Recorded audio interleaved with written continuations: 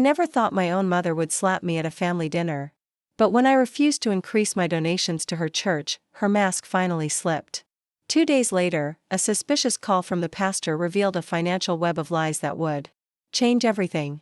This is how I discovered my generosity was being used against me. Before we jump back in, tell us where you're tuning in from, and if this story touches you, make sure you're subscribed, because tomorrow, I've saved something extra special for you. My whole life, I thought I knew what family meant. Growing up in the Henderson household meant Sunday services, pressed clothes, and perfect smiles. But beneath those smiles were unspoken rules that I only truly understood when I finally broke them. Easter Sunday started like it always did. The familiar drive to my parents' suburban home, the perfectly trimmed hedges, and the wreath on the door that changed with every season. I parked my car and checked my reflection in the rearview mirror. I looked professional in my navy blouse and slacks, but I already knew my mother would find something to criticize. Taking a deep breath, I walked up the concrete path to the door. The smell hit me before I even knocked: cinnamon, roasted lamb, and that underlying scent of furniture polish that seemed to follow my mother everywhere. This house always felt like a museum where I was an unwelcome visitor, not the home where I grew up. My mother, Catherine, opened the door with her practiced smile. Her eyes, sharp as ever, immediately scanned me from head to toe. "Emma, darling," she said, kissing my cheek without leaving a lipstick mark. "I thought you were going to wear the pink dress I bought you." I forced a smile. "Hello to you too, Mom. The blouse is more comfortable for a long dinner." Her smile tightened at the edges. "Well, you'll stand out in the family photos. Everyone else coordinated." She stepped back to let me in, adding, "Did you bring your pledge envelope for Pastor Mitchell?" The question felt like a trap. It always did. "I made my donation online. Same as last month." She paused, her hand still on the door. "Pastor Mitchell mentioned the youth center fund is still short. I told him we'd be increasing our family contribution this year." I bit my tongue and walked past her into the dining room. The table was set with the good china, the kind that never went in the dishwasher and required hand washing after every use. My father, Richard, stood at the head of the table, carving knife in hand, performing the same ritual he did every holiday. "There she is," he boomed. "Our busy professional. Too busy for Sunday services lately, I hear." My younger sister Melissa shot me a sympathetic look from across the room. Her husband Thomas was already seated, scrolling through his phone. My brother Peter and his wife Angela made small talk by the window, their 2 children playing quietly in the corner with toys they were allowed to touch. This was the Henderson family tableau, picture perfect and hiding 1,000 tiny fractures. I placed the basket of rolls I'd brought on the table. The bakery was packed this morning. Everyone getting last-minute Easter treats. My mother appeared beside me. "Store-bought? I made rolls from scratch yesterday." "These are from Marino's," I said. "The local place that supports the women's shelter." Her expression shifted. "The shelter. Right. The place where you work. Instead of a proper law firm." I'd heard this before. My decision to become a victim advocate instead of a corporate attorney was a constant source of disappointment to my parents, even 4 years later. "Catherine, let's sit down," my father said, sensing the tension. "Everyone's hungry." We took our places around the table, a choreographed dance we'd performed since childhood. My father at the head, my mother at the foot, siblings and their spouses filling in the sides. As the unmarried daughter, I sat at my mother's right hand.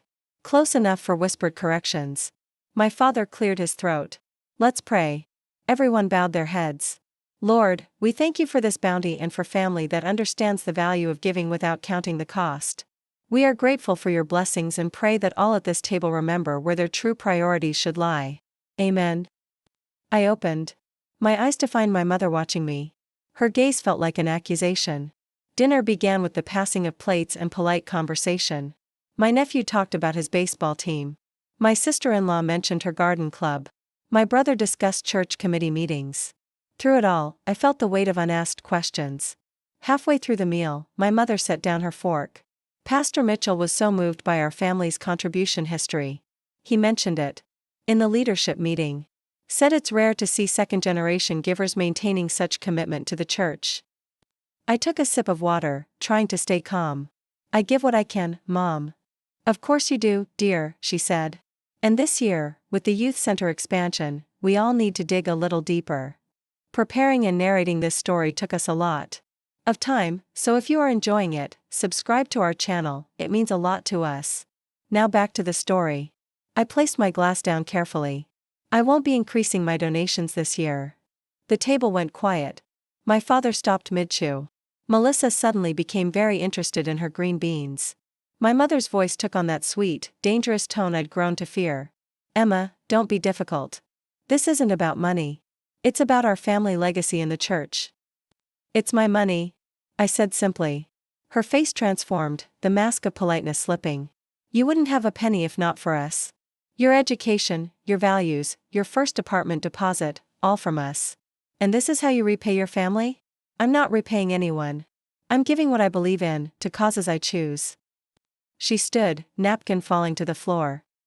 You ungrateful child. After everything we've sacrificed. Catherine, my father warned, but it was too late.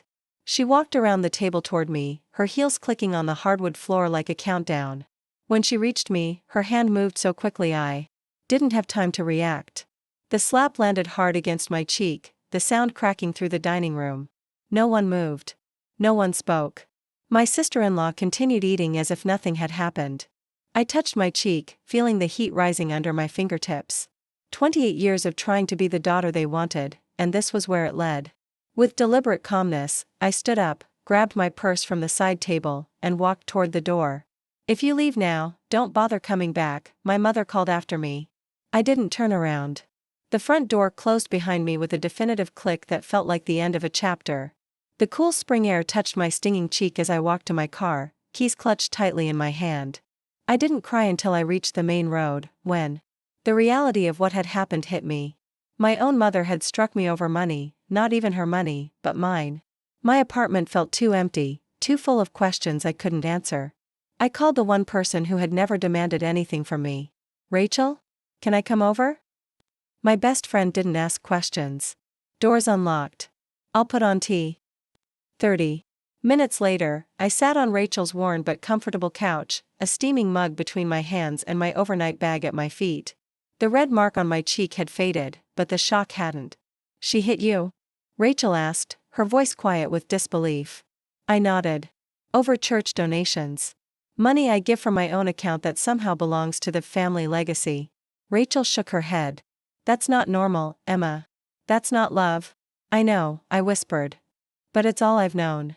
Rachel's apartment was everything my parents' house wasn't, mismatched furniture, books stacked on every surface, plants crowding the windowsills. It felt lived in, honest. For the first time since leaving my parents' house, I took a full breath. Stay as long as you need, Rachel said, clearing space on the coffee table for my mug. The couch pulls out. That night, wrapped in borrowed blankets, I stared at the ceiling fan spinning above me. The question that kept circling in my mind was simple but devastating. Had my parents ever loved me for who I was, or only for what I could give them? Morning came with sunlight streaming through Rachel's curtainless windows and the smell of coffee. I checked my phone to find 3 missed calls from my sister, 2 from my father, and none from my mother.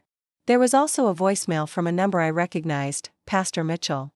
I pressed play, my stomach tightening. Emma, just calling to check in about your quarterly contribution. We've only received $1,500 instead of the usual $2,500 from the Henderson family account. Let me know if there's been a delay or change in your giving plan. Blessings. I played it again, confusion growing with each word. $2,500? I gave $1,500 quarterly, not $2,500. And what family account? My donations came directly from my personal checking account. Rachel appeared with 2 mugs of coffee. You look like you've seen a ghost. Something's not right, I said, showing her my phone. I think my parents have been misrepresenting my donations. Rachel sat beside me. What do you mean? I've been giving $1,500 every quarter to the church for years. But Pastor Mitchell thinks the family gives $2,500. Could your parents be adding $1,000 to your donation? I shook my head. They've always made it sound like my contribution was part of theirs. But what if it's the opposite? What if they're taking credit for my giving? With shaking hands, I opened my laptop and navigated to the church website. Each year, they published an annual donor report, a glossy PDF my mother always forwarded. With pride, I found last year's report and clicked through to the major donor section. There it was, listed under the platinum tier donors, the Henderson family, $60,000 plus, not Emma Henderson and Richard and Catherine Henderson, separately. Just one family unit. My annual giving was $15,000 to $60,000 over 4 years. Were my parents contributing anything at all, or was this all my money? I searched through older reports. The pattern was the same. Year after year, my individual giving had been absorbed into the Henderson family total. My identity as a donor had been completely erased. They've been using me, I whispered. All this time, I thought I was continuing some family tradition of generosity. But I was just funding their reputation. Rachel leaned over to look at the screen. This isn't just manipulative, Emma. If they're representing your individual donations as their family giving to enhance their standing in the church community, that's fraud. The word landed like a stone. Fraud. So clinical, so clear, and so different from the foggy emotional manipulation I'd grown accustomed to. I need to see all my records, I said, suddenly energized. I logged into my bank account and began downloading statements, confirmation emails, tax receipts, anything that proved these donations came from me alone. As the documents collected in a folder on my desktop, a cold clarity washed over me. This wasn't about family loyalty or church support. This was about control and image. My parents had been using my money to build their reputation as generous church patrons, while simultaneously making me feel guilty for not giving enough. That afternoon, while Rachel made lunch, I received a text from my sister Melissa. Mom's furious. Dad's pretending nothing happened. Are you okay? I typed back, I'm fine. Staying with Rachel for now. Did you know they've been taking credit for all my church donations? 3 dots appeared, disappeared, then reappeared. Finally, I suspected something wasn't right with the numbers. Peter and I barely give it all. Another piece clicked into place. I wasn't just funding my parents' church status, I was covering for my siblings' minimal giving as well. All while being treated as the ungrateful daughter who didn't contribute enough. I closed my laptop and joined Rachel in her tiny kitchen. The smell of grilled cheese sandwiches, not the gourmet meals my mother insisted on, filled the air. I've been thinking, Rachel said, flipping a sandwich in the pan. Remember my cousin Sophia? The one who works in nonprofit financial compliance? You should talk to her. The next morning, I sat across from Sophia in a coffee shop downtown. She reviewed the documents I'd brought, her expression growing more serious with each page. Emma, this is a clear case of financial misrepresentation, she said finally. They're taking credit for your charitable giving without your knowledge or consent. In the nonprofit world, that's a serious ethical violation, if not outright fraud. What do I do? I asked. First, document everything, which you've already started. Second, contact the church's financial committee directly. Bypass your parents and Pastor Mitchell. Request a formal correction of their donor records. And if they refuse? Sophia's gaze was steady. Then you might need legal advice. But start with direct communication. Sometimes organizations don't realize they're participating in someone else's manipulation. The thought of confronting the church, an institution that had been presented as beyond questioning throughout my childhood, made my hands shake. But the alternative was continuing to let my identity and financial autonomy be erased. Back at Rachel's apartment, I drafted an email to the church board. Each word felt like both a betrayal and a reclamation. I read it aloud to Rachel. To the Grace Community Church Financial Committee, I am writing to address a serious concern regarding the misrepresentation of my personal charitable contributions to Grace Community Church. For the past 4 years, I have made quarterly donations of $1,500, $6,000 annually, from my personal accounts. These contributions have been consistently reported in church publications under the Henderson family rather than under my name as an individual donor. I request immediate correction of your donor records to accurately reflect that these contributions came solely from me, not from a family unit.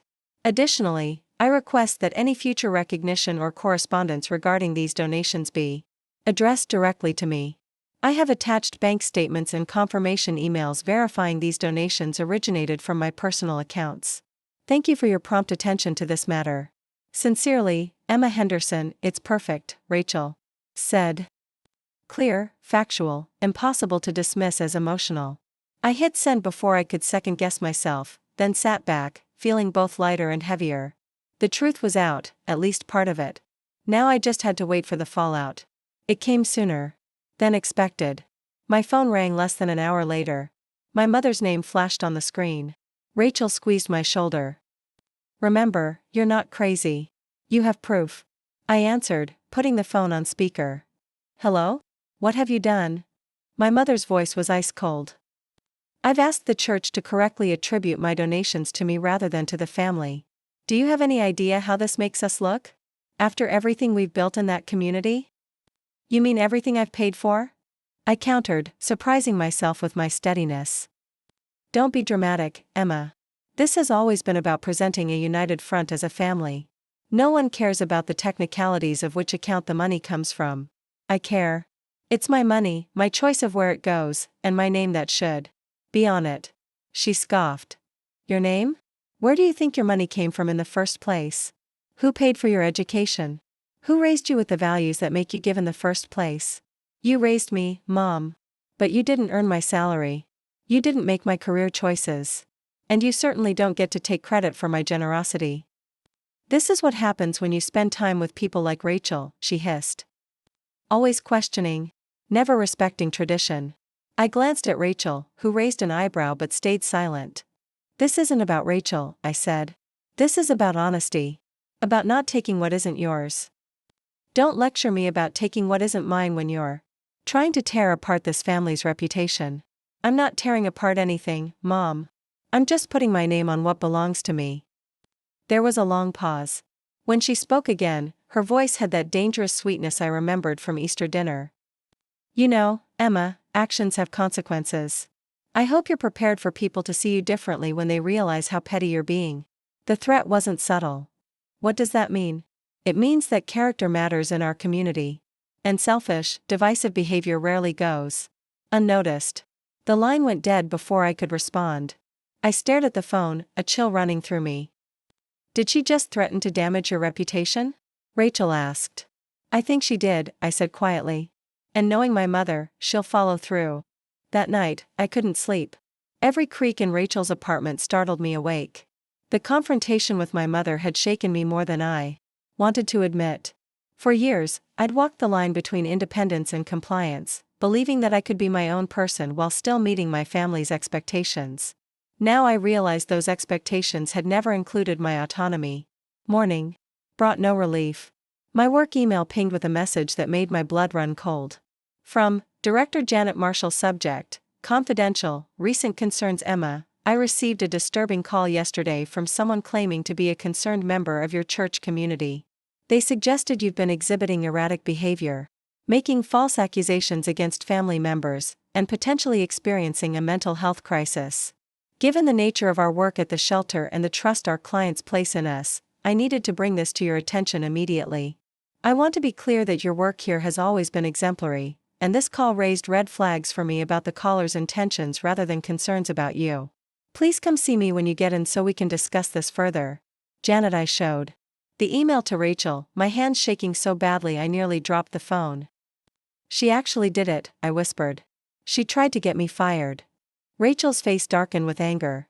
"This crosses every line, Emma. This isn't just controlling anymore, it's trying to destroy your livelihood because you stood up for yourself." I felt sick. "What do I do now?" "You fight back," Rachel said firmly. "With everything you've got." 2 hours later, I sat in Janet's office, documents spread across her desk, bank statements, donation receipts, emails from the church, and the voicemail from Pastor Mitchell transcribed word for word. Janet reviewed everything, her expression growing more troubled. "Emma, I've known you for 4 years. Your work has been nothing short of excellent. I never believed what that caller said, but I had to address it." "I understand," I said quietly. "And I appreciate you giving me the chance to explain." "This goes beyond explanation," Janet said, tapping the papers. The word legal hung in the air. Was I really ready to take that step against my own family? As if reading my mind, Janet continued, "Family relationships should never include financial exploitation or threats to your career. That's not love, Emma. That's abuse." I left Janet's office with a weight lifted from my shoulders. She believed me. My job was secure. But the larger question remained: how far was I willing to go to protect myself from my own family? That evening, Rachel brought home a bottle of wine and takeout. You need to celebrate standing up for yourself, she insisted. It's not small thing to break free from that kind of control. As we ate, my phone buzzed with a text from Melissa. Church board called an emergency meeting. Mom and Dad are freaking out. What did you do? I showed Rachel. Should I respond? Only if you want to, she said. You don't owe anyone an explanation for telling the truth. I typed back, I asked the church to correct their donation records to show that my contributions came from me, not from the family. Melissa, is that what this is all about? Money? The dismissal stung, but I wasn't surprised. No, I replied. It's about honesty and respect. The 3 dots appeared and disappeared several times before her next message. Mom called your workplace, didn't she? Yes. A long pause. Then, that was wrong. I told her so. I stared at the screen, surprised by this small act of alliance from my usually compliant sister. Another text came through. I've always admired how you stood up to them. I wish I had your courage. The words brought unexpected tears to my eyes. All these years, I'd thought I was alone in questioning the family dynamics. Maybe I wasn't. Thank you, I wrote back. That means more than you know. As Rachel and I cleared the takeout containers, my phone rang again. An unfamiliar number.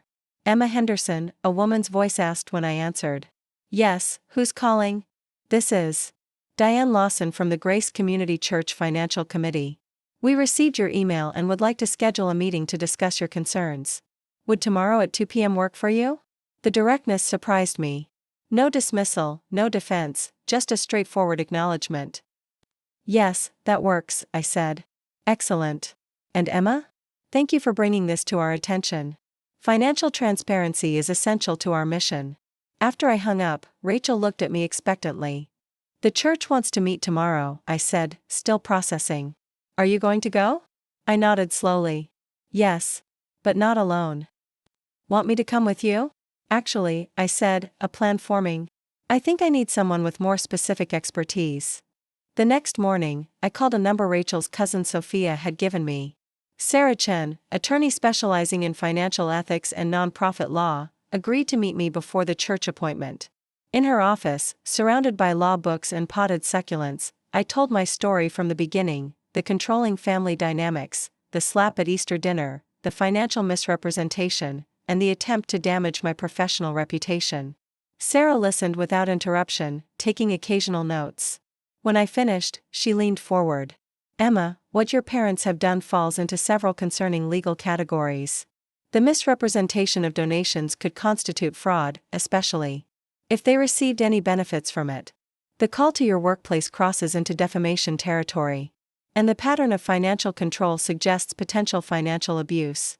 She laid out my options clearly, from a formal cease and desist letter to potential civil action. But before we go down any legal road, she said, let's see what happens at this church meeting. If they're responsive to your concerns, that might resolve one piece of this puzzle. 2 hours later, Sarah and I sat across from the church's financial committee, 3 serious-looking individuals who introduced themselves as Diane Lawson, Robert Kendrick, and Pastor James Williams. Diane spoke first. Ms. Henderson, we've reviewed your email and the supporting documentation you provided. We've also examined our donation records for the past 4 years. She slid a folder across the table.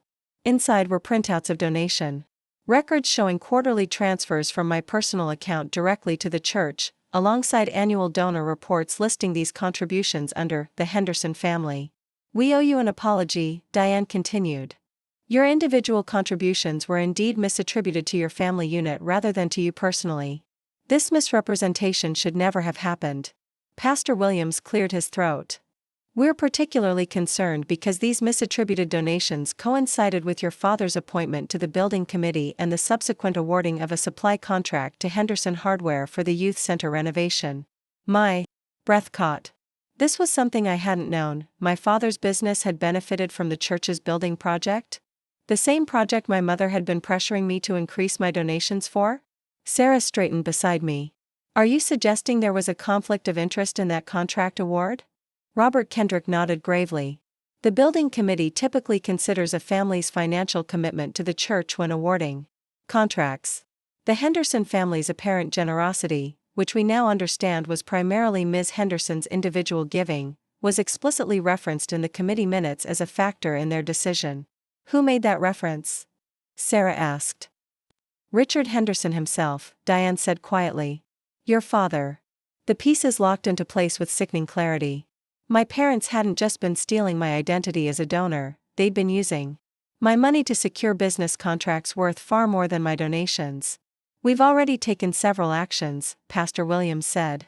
The contract with Henderson Hardware has been rescinded. Your father has been removed from the building committee. And we're conducting a full audit of our vendor selection process.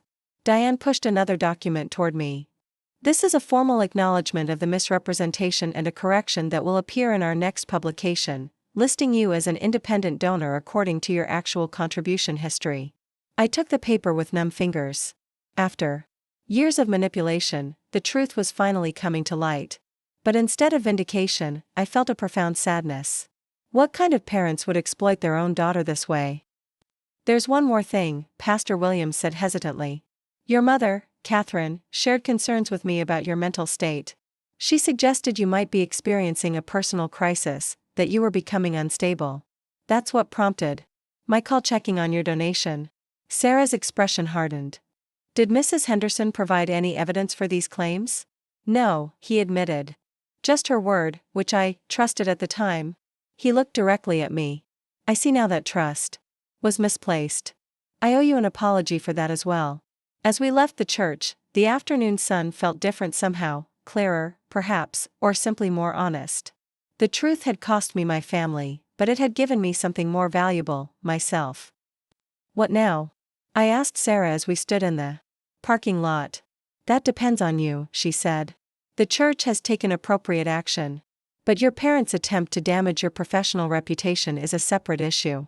You could pursue legal action, or you could focus on establishing clear boundaries going forward. I thought about it, watching a family with young children walk into the church for an afternoon program. The children held their parents' hands, trusting and secure. Had I ever felt that way? I need time to think, I said finally. That night, back at Rachel's apartment, I opened my laptop and created a new document. At the top, I typed, my truth. Then I began to write, everything that had happened, everything I had felt, everything I had lost and found in the process. With each word, I reclaimed a piece of my story that had been twisted by others. When I finished, I saved the file and closed my laptop. The future stretched before me, uncertain but authentically mine. For the first time in my life, I wasn't trying to earn love through compliance or generosity. I was simply being Emma, flawed, brave, and finally free. My phone buzzed with a text from an unknown number. I opened it to find a message from Pastor Williams. The corrected donor report has been published. Your name stands alone, as it should. I pray you find peace in your journey forward. Attached was a PDF. I opened it to see the listing, Emma Henderson, $15,000 annually. Not the Henderson family. Just me. It was a small victory in a battle I'd never wanted to fight. But as I closed my eyes that night, I realized something important. I wasn't ungrateful, as my mother had claimed. I was just done being borrowed. And in that realization was the first real step toward healing. The morning after my meeting with the church committee, I woke up with a strange sense of clarity. The first rays of sunlight filtered through Rachel's curtains, casting gentle patterns on the wall.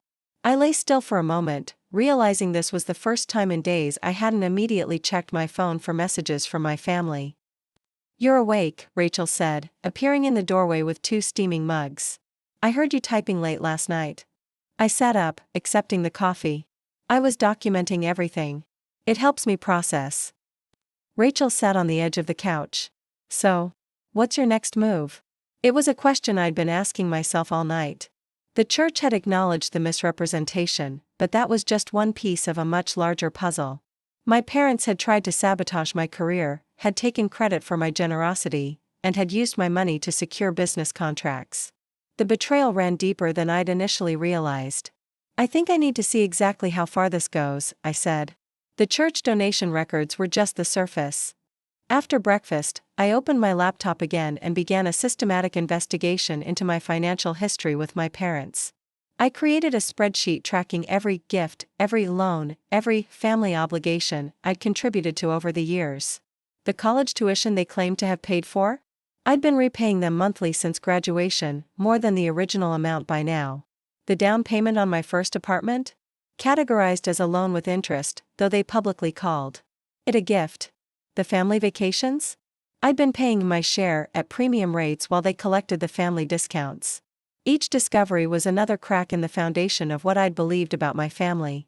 But the most disturbing pattern was how these financial arrangements were always presented as evidence of their generosity, never mine. Emma, look at this, Rachel said, pointing to the church's website on her tablet. The building committee had posted updates about the youth center project, including details about vendor selection.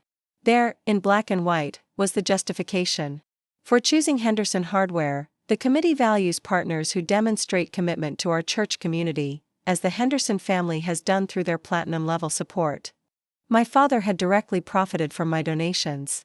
The youth center contract was worth at least $200,000 according to the budget posted online. My $15,000 annual donation had helped secure him a contract worth far more. This isn't just unethical, Rachel said. This crosses into potential legal issues. I nodded slowly. I need to talk to Sarah again. Before I could make the call, my phone buzzed with a text from Melissa, Dad's storming around the house. Contract with church cancelled. What's happening? I typed back, the church discovered my donations were being misrepresented and that Dad used the family's donor status to secure the contract. 3 dots appeared, disappeared, then reappeared. Finally, is that even legal? Not according to the church committee. They're doing a full audit now. Another long pause. Then, I found something you should see. Can we meet somewhere private? I stared at the screen, unsure whether to trust this sudden alliance. Melissa had always been the peacekeeper, the one who smoothed things over and maintained the family fiction. Why now? I asked.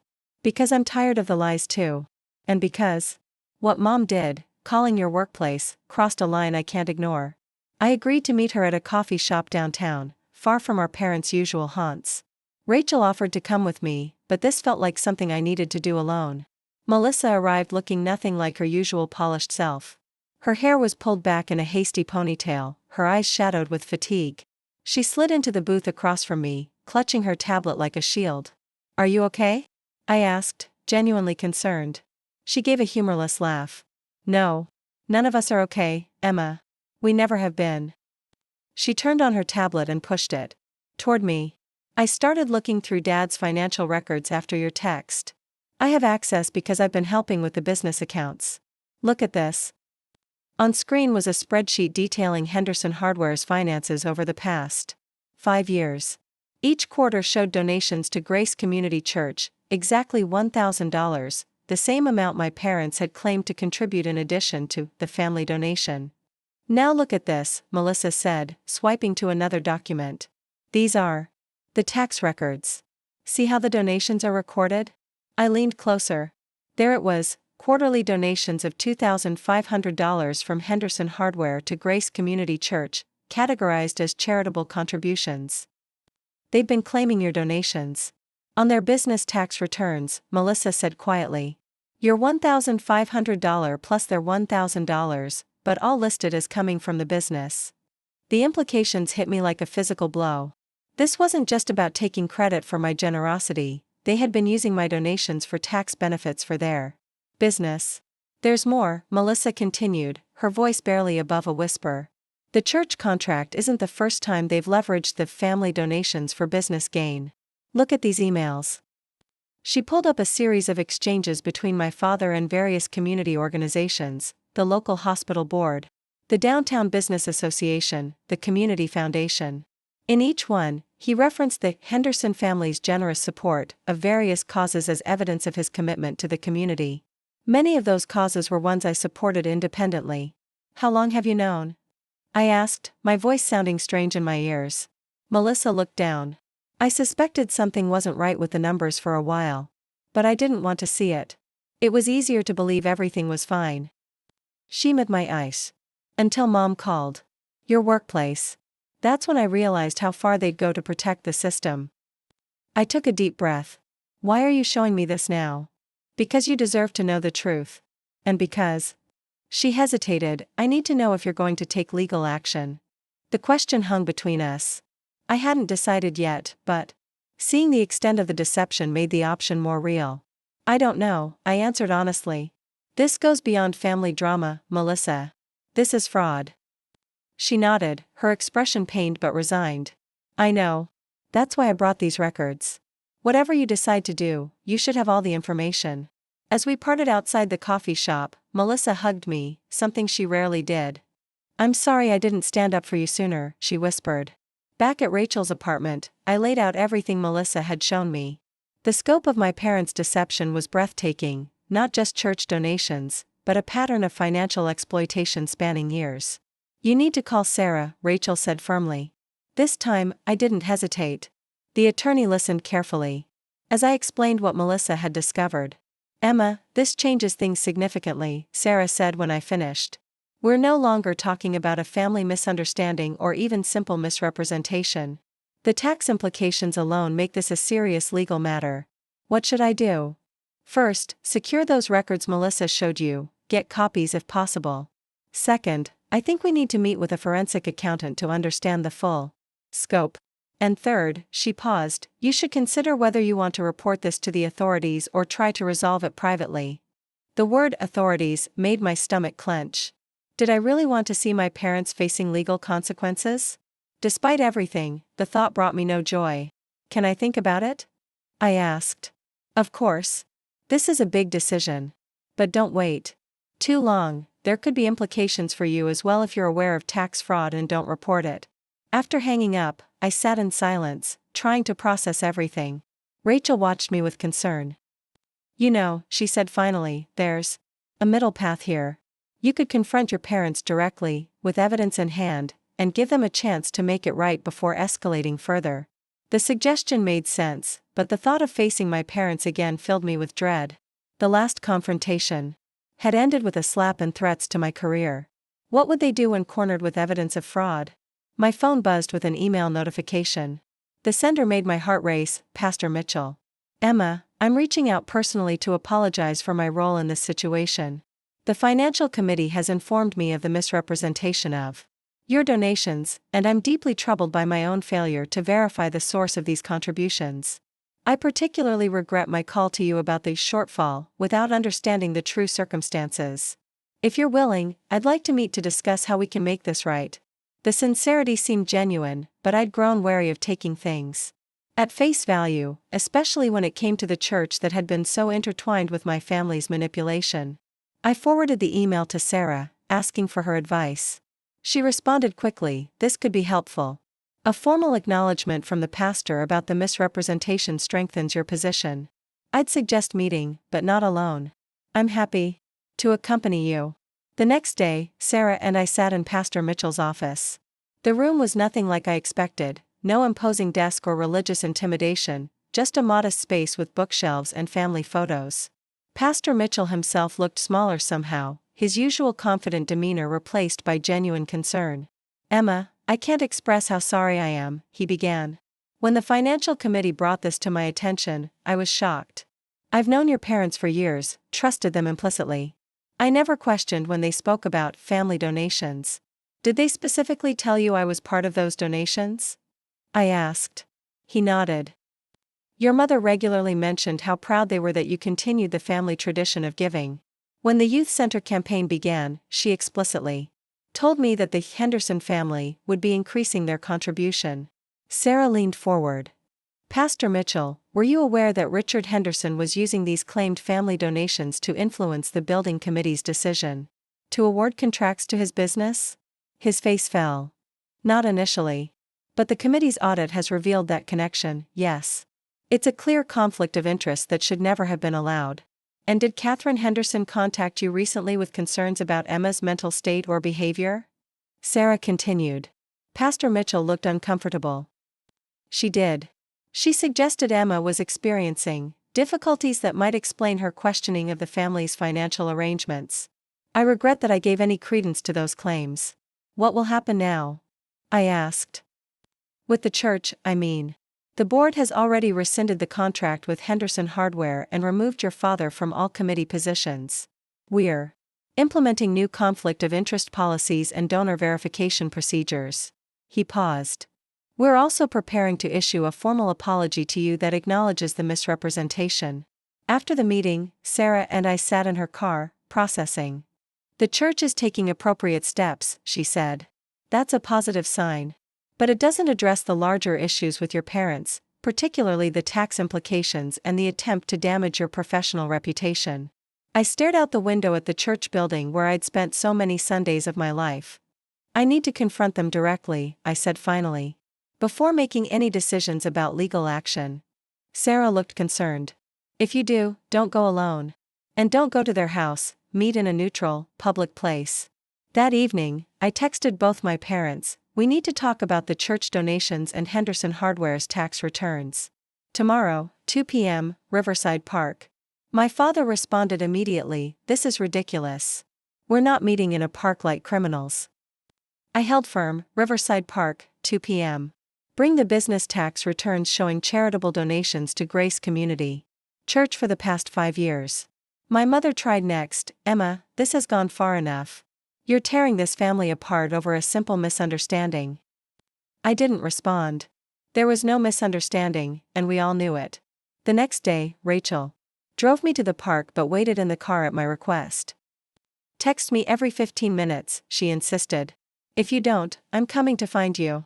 I spotted my parents sitting stiffly on a bench near the duck pond. My mother wore her Sunday best, as if this were a church social rather than a confrontation. My father looked grim, a manila folder clutched in his hands. I sat across from them at the picnic table, keeping my expression neutral despite my racing heart. Let's get this over with, my father said, not meeting my eyes. I know what you've been doing, I began. Claiming my donations as part of the family contribution. Using that status to secure contracts for your business. Reporting my contributions on your company tax returns. My mother's face tightened. You don't understand how things work in the real world, Emma. This is how business gets done. Relationships, reputation, community standing, these things matter. Fraud matters too, I said quietly. Tax fraud, specifically. My father's head snapped up. Watch your accusations, young lady. I held out my hand. Show me the tax returns. Reluctantly, he slid the folder toward me. Inside were copies of Henderson Hardware's tax filings, each showing charitable donations to Grace Community Church. At exactly $2,500 quarterly, my $1,500 plus their $1,000. You claimed my personal donations as business expenses, I said, keeping my voice steady. That's fraud. It's a legitimate business expense, my father insisted. Community goodwill is part of our marketing strategy. Except it wasn't your money to claim. I have records of every donation I made from my personal account. Those aren't business expenses, they're my private charitable giving. My mother leaned forward, her voice taking on that dangerous sweetness. Emma, you've always been part of the family business. Everything we've done has been to build a legacy for you and your siblings. A legacy built on lies isn't a legacy worth having, I replied. And using my name and money without my consent isn't building anything for me, it's stealing from me. My father's face reddened. After everything we've given you, what exactly have you given me? I interrupted. My college tuition? I've repaid it with interest. My apartment down payment? Same thing. Every gift came with strings, conditions, and often repayment plans. Meanwhile, you've been using my donations for tax benefits and business advantages. My mother's composure cracked. How dare you speak to us this way? We raised you, shaped you into who you are. Yes, you did, I acknowledged. You raised me to work hard, to give generously, and to value honesty. I'm simply living those values now, even when they're inconvenient for you. My father stared. At the tax returns, something shifting in his expression. For a moment, I glimpsed uncertainty, perhaps even shame. But it vanished quickly behind defensiveness. What do you want, Emma? He asked tiredly. It was the question I'd been asking myself for days. What did I want from this confrontation? Revenge? Justice? Or simply acknowledgement? I want 3 things, I said clearly.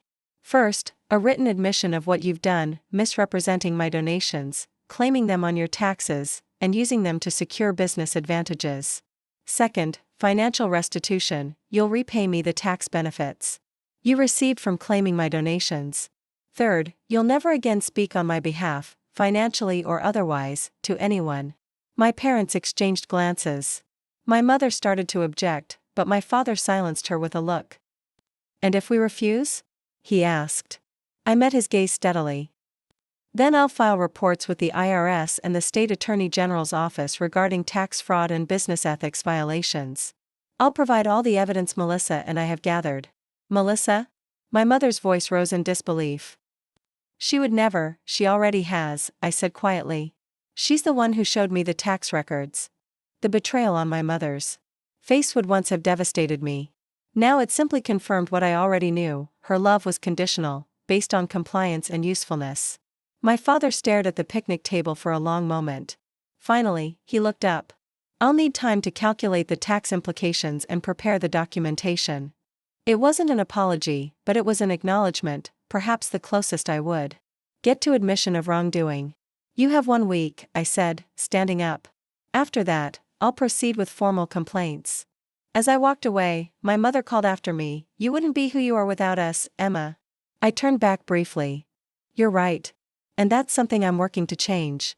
Back in Rachel's car, I let out a long breath I hadn't realized I was holding. "How did it go?" she asked, studying my face.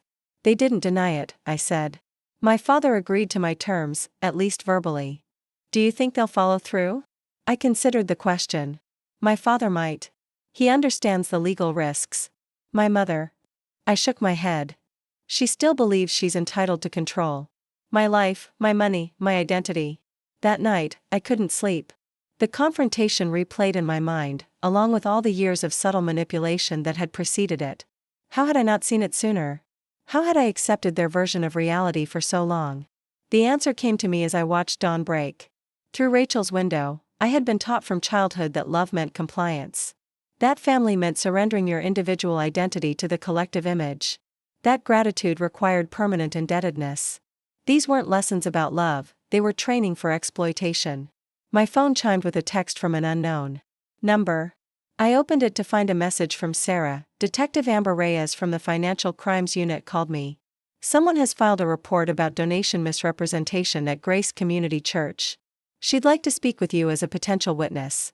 This wasn't my doing, the report likely came from the church audit. The message landed like a stone in still water, ripples of implication spreading outward. The situation had escalated beyond family dynamics or church politics. Now law enforcement was involved. I texted back, "When does she want to meet?" Sarah's response came quickly, "Tomorrow morning. I can accompany you." As I set my phone down, I realized this investigation would proceed with or without my active participation.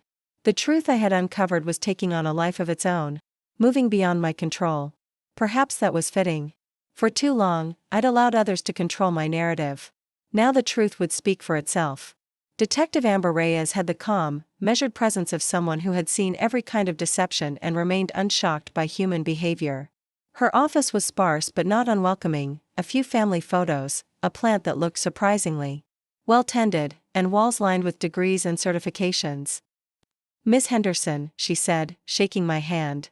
"Thank you for coming in. This is an unusual case." Sarah sat beside me, professional and alert. "My client is here voluntarily as a witness. She's not under investigation herself." Detective Reyes nodded. "That's correct.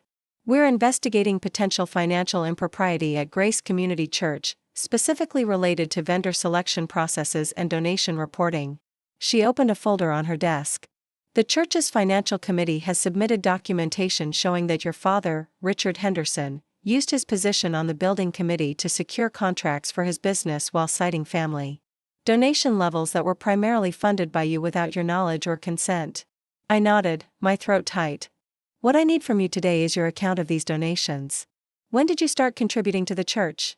Did you ever authorize your parents to represent your giving as part of a family unit? Were you aware your contributions were being claimed on Henderson Hardware's tax returns?"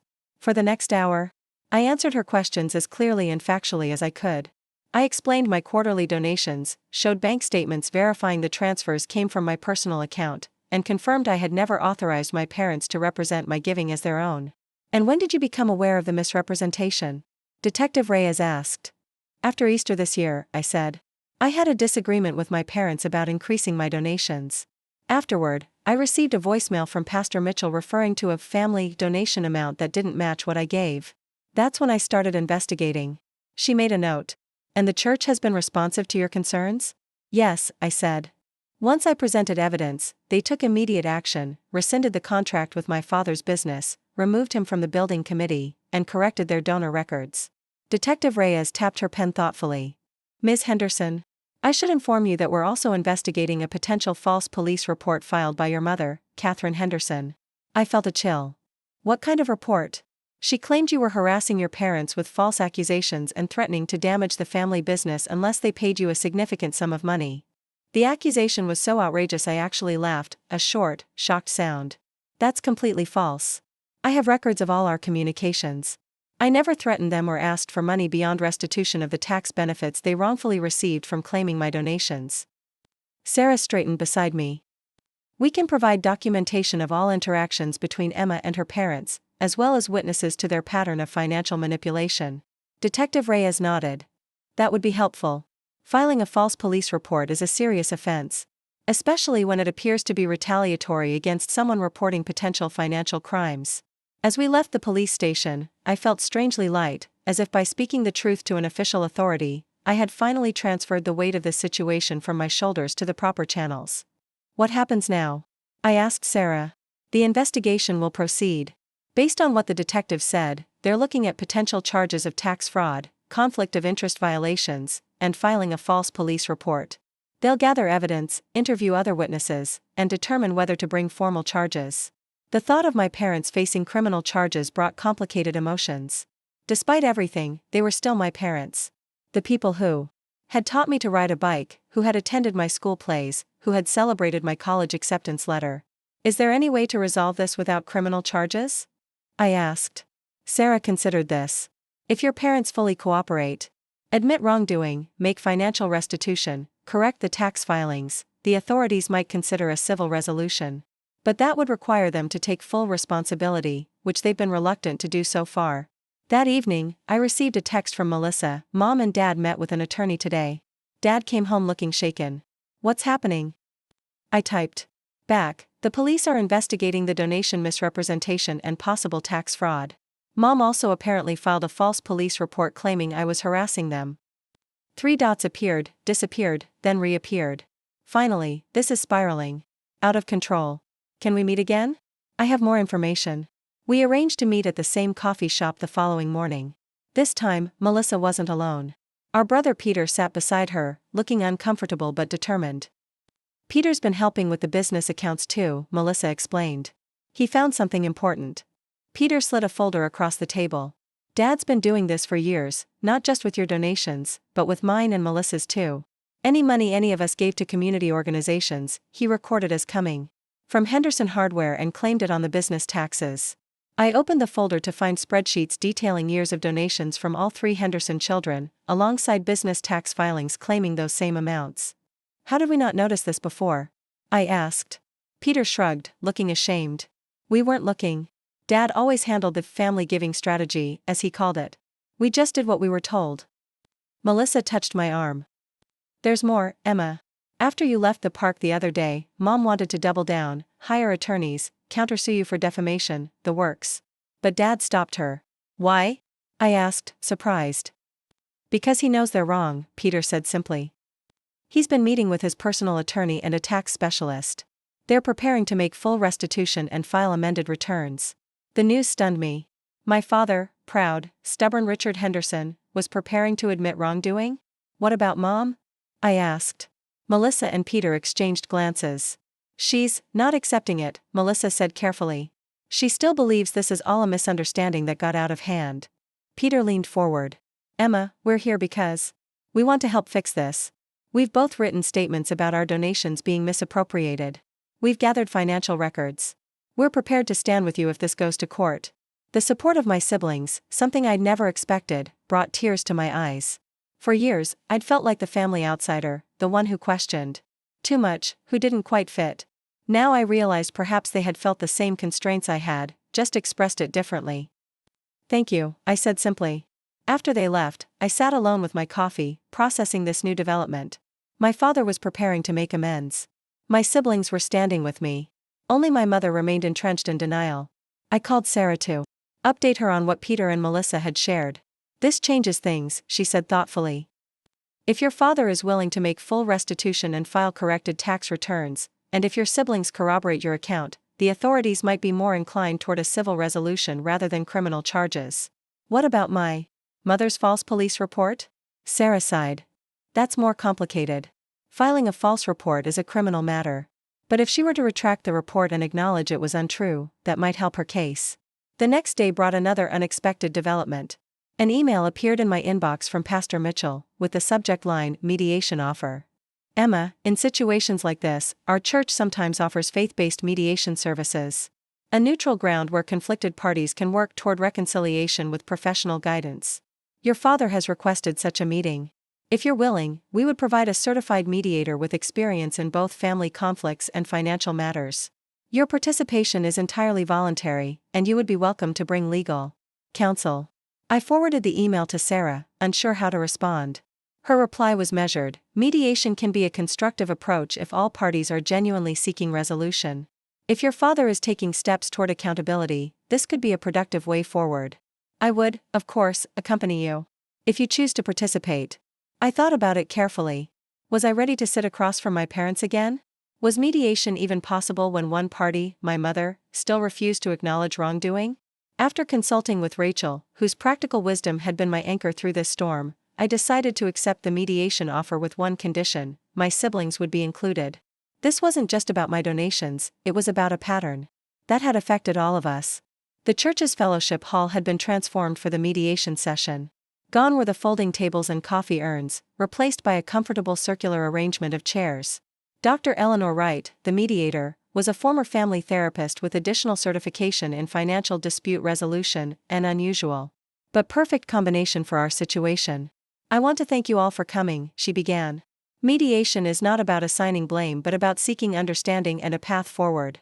Everyone will have a chance to speak without interruption. We're here to listen, to acknowledge harm done, and to work toward healing." My parents sat across from me, my father looking tired and subdued, my mother rigid with tension. Melissa and Peter sat to my right, Sarah to my left. Pastor Mitchell sat slightly apart, there as an observer rather than a participant. Dr. Wright turned to me first. "Emma, would you share your experience and what you hope to achieve today?" I took a deep breath.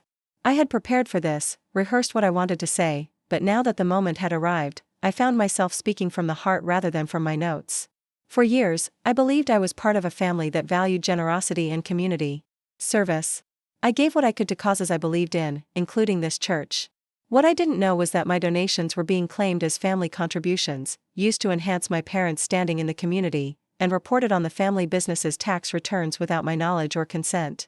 I looked directly at my parents. When I discovered this and questioned it, I was met with anger, gaslighting, and eventually retaliation, including an attempt to damage my professional reputation and a false police report.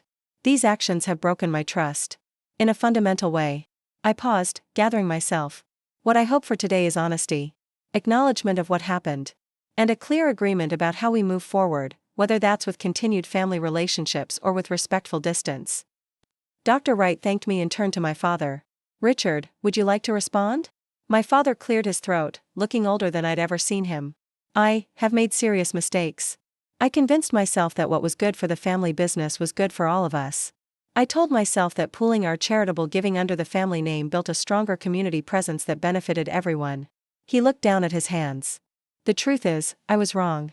I took advantage of my children's generosity. I claimed credit and tax benefits that weren't mine to claim." When Emma questioned this, I reacted defensively instead of honestly. "For that, I am deeply sorry." The straightforward apology, something I'd never heard from my father before, left me momentarily speechless. He continued, "I've met with tax professionals to file amended returns for the past 7 years. I've calculated the financial benefit the business received from claiming these donations and am prepared to make full restitution to Emma, Melissa, and Peter. I've also submitted my resignation from all church committees and recused myself from any business dealings with organizations where this conflict existed." Dr. Wright turned to my mother. "Catherine, would you like to speak next?" My mother sat straighter, her expression a complex mixture of anger and hurt. "I don't understand why a family matter has been turned into this public spectacle. In my day, families protected each other. They didn't air private disagreements for the world to judge. Mom, Melissa interjected gently. This stopped being a private disagreement when you called Emma's workplace to damage her reputation. When you filed a false police report against her. My mother's lips tightened. I was protecting our family name. Emma was making wild accusations, threatening the business your father built from nothing. Mrs. Henderson, Sarah said calmly. I've reviewed all communications between Emma and her parents. At no point did she threaten the family business.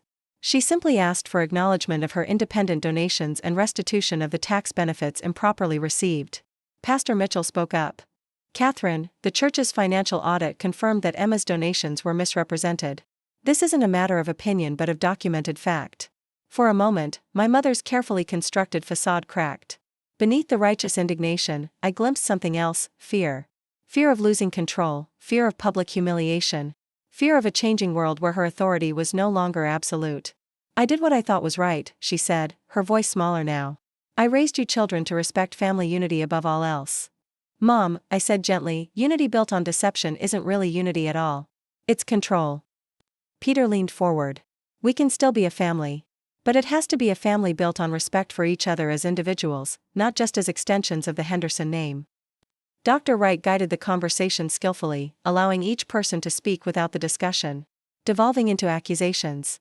By the session's end, we had reached several concrete agreements. My father would complete the amended tax filings and make financial restitution to each of us for the improperly claimed donations. My mother would retract the false police report and write a formal letter acknowledging that her claims were unfounded. All future donations from any family member would be individually attributed unless explicitly agreed otherwise. The church would implement new financial transparency measures to prevent similar situations. We would meet again in 1 month to assess progress and continue the healing process. As we prepared to leave, my father approached me hesitantly. Emma, I know an apology isn't enough. But I want you to know I'm truly sorry for betraying your trust. I lost sight of what matters, not the family name or the business reputation, but the relationships with my children. I nodded, not quite ready to offer easy forgiveness but acknowledging his effort. Actions will matter more than words. Going forward. My mother remained distant, unable or unwilling to make a similar connection. As she gathered her purse to leave, I noticed how small she seemed without her usual armor of certainty. Outside the church, Melissa, Peter and I stood together in the parking lot, an unexpected solidarity among the Henderson children. What now? Peter asked. Now we make sure the agreements are followed, Melissa said practically. And we figure out what kind of relationship we want with Mom and Dad going forward. I looked at my siblings, really looked at them perhaps for the first time. Melissa with her organizational skills and diplomatic nature. Peter with his quiet integrity and attention to detail. We had been raised in the same household but had processed it differently. Now, as adults, we were finding our way back to each other, not as the Henderson heirs but as individuals with shared history and newfound respect. Whatever happens with Mom and Dad, I said, I hope the three of us can build something better. That evening, I sat in Rachel's kitchen, recounting the mediation session while she prepared dinner. So your father actually admitted wrongdoing? She asked, eyebrows raised. That's unexpected. I know, I said. It's like once the facade cracked, he couldn't maintain it anymore. My mother, though. Rachel nodded understanding. Some people can't admit mistakes because it threatens their entire identity. Do you think people can really change? I asked. At their age, after a lifetime of certain patterns? Rachel considered this as she stirred the pasta sauce. I think people can change when the cost of staying the same becomes too high. Your father faced potential criminal charges, public humiliation, and the loss of relationship with his children. That was enough to break through his defenses. And my mother? Her cost-benefit analysis is different. Right now, admitting wrongdoing feels more threatening to her than the consequences of denial. That might change, or it might not. I thought about this as we ate dinner. The simple truth was that I couldn't control my mother's journey. I could only set boundaries, speak my truth, and decide what kind of relationship I was willing to have with her going forward. The next morning brought an unexpected email from Pastor Mitchell. Attached was a formal letter from the church board acknowledging the misrepresentation of my donations and apologizing for their failure to implement proper verification procedures. The letter confirmed that all donor records had been corrected, and that new financial transparency measures were being implemented. More surprisingly, there was a second attachment, a list of all organizations where the Henderson family had been recognized as donors over the past decade. Pastor Mitchell had taken it upon himself to compile this information to help me reclaim my giving history. The list was longer than I expected: local charities, community foundations, arts organizations, educational initiatives. In each case, my individual contributions had been absorbed into the family narrative. I forwarded the list to Sarah with a question: should I contact all these organizations? Her response was thoughtful: that depends on what you want to achieve. Correcting the record everywhere would be time-consuming but would fully reclaim your giving history.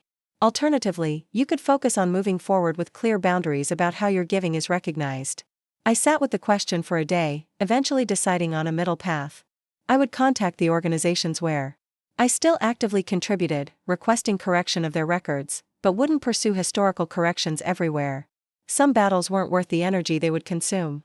The first organization I contacted was the women's shelter where I volunteered, a cause particularly meaningful to me. I explained the situation to the director, Maria, who responded with immediate understanding. "Emma, I'm so sorry this happened. We'll update our donor records right away. And honestly, this explains something that confused us. Your parents spoke at our fundraising gala last year about their family support of the shelter, but our records only showed donations from you." Similar conversations followed with other organizations. Some were surprised, others admitted they'd had suspicions but hadn't felt it was their place to question family dynamics. All were supportive of correctly attributing my contributions going forward.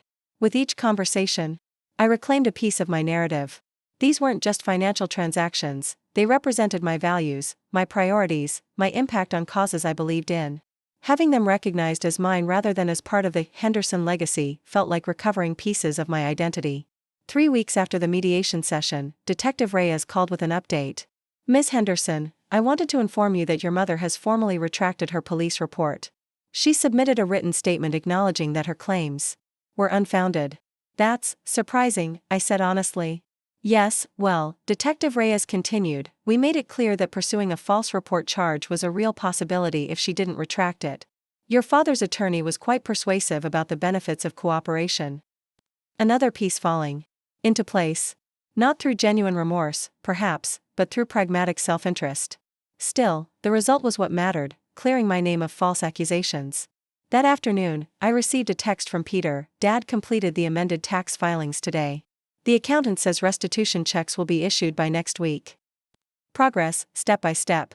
The practical matters were being addressed, even if the emotional landscape remained complicated. The promised checks arrived the following Tuesday, each of us children receiving compensation for years of misappropriated donations.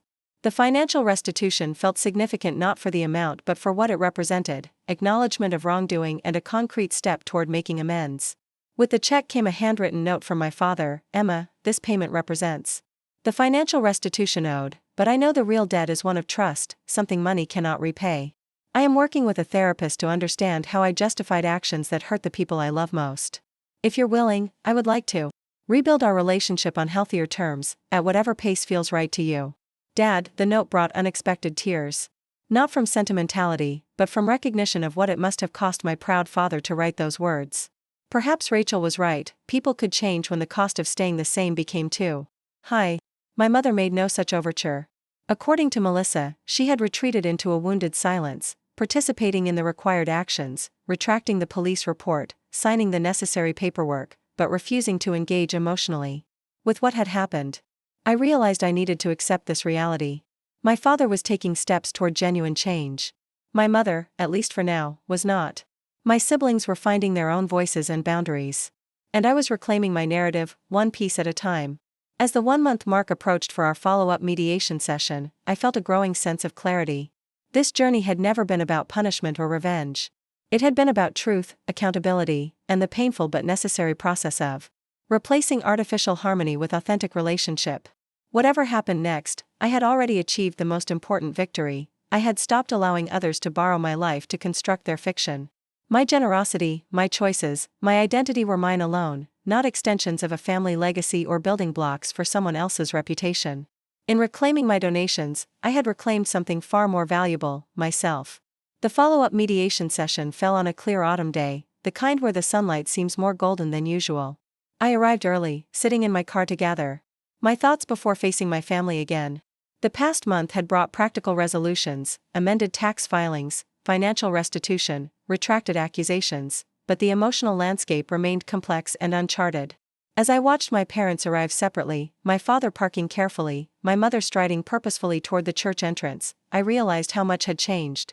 They had always been a united front, presenting a seamless partnership to the world. Now that facade had cracked, revealing the complicated individuals beneath. Inside, Dr. Wright welcomed us with the same calm presence as before. The circular arrangement of chairs remained, though this time Pastor Mitchell was absent. This was family business now, not church business. Thank you all for returning, Dr. Wright began. Today we'll assess the progress on our agreements and discuss next steps in your family's journey. Richard, would you like to start with an update? My father nodded, looking more settled than at our last meeting. I've completed all the amended tax filings for Henderson Hardware. The restitution payments have been issued to Emma, Melissa, and Peter. I've also met with the board members of every community organization where we misrepresented donations and corrected the record regarding individual contributions versus family giving. He paused, glancing at my mother before continuing. Catherine and I have also begun marriage counseling to address some long-standing issues that contributed to this situation. This was news to me.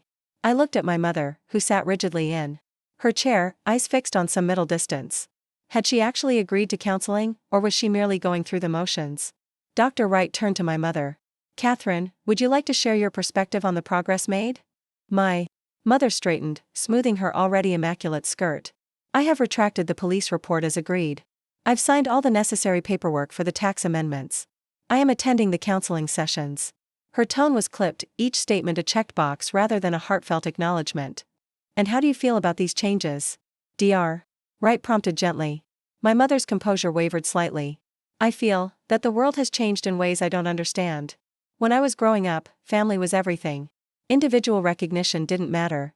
We acted as a unit, presented as a unit, succeeded or failed as a unit. She looked at me directly for the first time. When Emma began questioning this arrangement, it felt like a betrayal of everything I believed about family. I reacted poorly. The admission, however limited, surprised me. It wasn't an apology, but it was an acknowledgement, perhaps the most self-reflection I'd ever heard from my mother. Dr. Wright nodded encouragingly. Thank you for that insight, Catherine. Emma, Melissa, Peter, how have the past few weeks been for you? Melissa spoke first. It's been a process of rediscovering who we are as individuals and as siblings, separate from the Henderson family identity we were raised with. Peter and I have been meeting weekly to talk about our own relationships with money, giving, and independence. Peter nodded. We've also been reviewing our own charitable giving, making conscious choices about where and how we donate rather than following the family pattern. Dr. Wright turned to me. And you, Emma? I took a breath, choosing my words carefully. I've been reclaiming my giving history, contacting organizations where my donations were misattributed and establishing new relationships as an individual donor. It's been empowering. I met my father's gaze. I received your note with the restitution check. I appreciate the acknowledgement that trust can't be repaid with money. I'm willing to work on rebuilding our relationship, but it will take time. My father nodded, relief visible in his eyes. That's more than I deserve, but I'm grateful. My mother's expression remained inscrutable. I decided to address her directly. Mom, I don't know if we can get back to where we were. Maybe we shouldn't try. But I'd like to find a new way of relating to each other, one based on who we actually are, not who we're expected to be. For a moment, vulnerability flickered across her face, so brief I might have imagined it. I don't know how to do that, she said finally. This is who I am. No, I said gently. This is who you learn to be. There's a difference. Dr. Wright guided us through the remainder of the session, helping establish boundaries and expectations for moving forward. We agreed to continue family meetings with her facilitation, but with more individual sessions mixed in. We also established clear guidelines about financial independence and how donations would be handled and recognized going forward. As we prepared to leave, my father approached me again. Emma, I was wondering if you might consider having coffee sometime next week. Just to talk. No agenda. The request was tentative, almost shy, so different from the confident, authoritative father I'd grown up with. I'd like that, I said, surprised to realize I meant it. Outside, Melissa caught up with me in the parking lot. That went better than I expected, she said. Your mom actually admitted she reacted poorly, Peter added, joining us. That's practically a revolution in Henderson family dynamics. I smiled at his dry humor. Small steps, I guess. What about you two? How are you really doing with all this? Melissa sighed. Honestly? It's complicated. I'm angry about the years of manipulation, but also grateful that it's finally being addressed. And I feel guilty for not speaking up sooner. You're speaking up now, I pointed out. That's what matters. Peter nodded. We can't change the past. But we can build something better going forward, as siblings and as individuals. As I drove away from the church, I reflected on how differently each of us had responded to the same family system. Melissa had become the peacemaker, smoothing conflicts and maintaining harmony at the cost of her own voice. Peter had retreated into quiet compliance, finding freedom in small, private acts of independence. And I had become the questioner, the one who eventually broke the silence that protected the dysfunction. We had each developed different survival strategies within the same environment. Now we were learning new ways of relating, to our parents, to each other, and to ourselves. The coffee shop my father had suggested was neutral territory, not a family haunt, but a new place with no history or associations. He was already there when I arrived, sitting at a corner table with 2 cups. I remembered you like hazelnut lattes, he said, pushing one toward me as I sat down. Thanks. The fact that he remembered this small detail touched me unexpectedly. We sat in awkward silence for a moment before he spoke. I've been seeing a therapist, like I mentioned in my note. It's been illuminating. In what way? I asked. He stared into his coffee. She's helping me understand why I was so driven to build this perfect family image, even at the cost of authentic relationships with my children. A lot of it goes back to my own father, his constant criticism, his withholding of approval. This was new territory. My father rarely spoke about his parents, who had died before I was born. I wanted to create what I never had, a family that appeared successful, respected, admired. But I ended up repeating his patterns in different ways, measuring worth by external validation rather than genuine connection. The vulnerability in his voice was unlike anything I'd heard from him before. This wasn't the confident businessman or the stern patriarch. This was just Richard, a flawed human being trying to understand himself. What about Mom? I asked. Is she finding the counseling helpful? He sighed. She's going, which is something. But she's still struggling to see how our approach to family damaged you kids. For her, maintaining the appearance of harmony is still more important than addressing the reality beneath it. Will she ever change? The question slipped out before I could consider it. My father looked thoughtful. I don't know. Your mother's generation was taught that personal fulfillment came through sacrifice for family. Questioning that feels to her like questioning her entire life's purpose. We talked for nearly 2 hours, about the past, about the ongoing changes at the church, about my work at the shelter. Not everything was resolved, but something new was emerging, a relationship based on honest communication rather than prescribed roles. As we parted, my father hesitated, then asked, "Would you consider coming to dinner next Sunday?" Just the family. We're trying a new tradition, everyone cooks together instead of your mother handling everything. I considered the invitation. I'll think about it, I promised. Not a yes, not a no, just an honest response that honored my need to move at my own pace. Back at my apartment, I had moved out of Rachel's place 2 weeks earlier. I updated my journal. Since the confrontation with my parents, I'd been documenting this journey, both for clarity and as a way to process the shifting emotional landscape.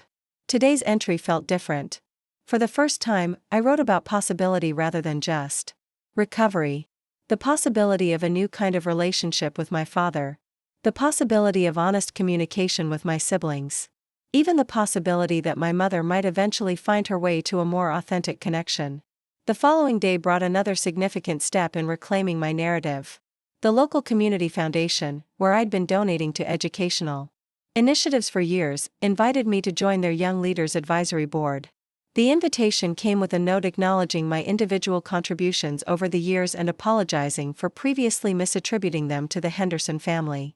I accepted immediately. This wasn't just about recognition, it was about having a voice in how funds were allocated, about bringing my professional experience to the table, about making an impact beyond just writing checks. At the first meeting, I met other young professionals passionate about community development. No one mentioned my family name or asked about the Henderson legacy. They were interested in my ideas, my experience at the women's shelter, my perspective on educational inequities in our community. Up next, you've got 2 more standout stories right on your screen. If this one hit the mark, you won't want to pass these up. Just click and check them out. And don't forget to subscribe and turn on the notification bell so you don't miss any upload from us.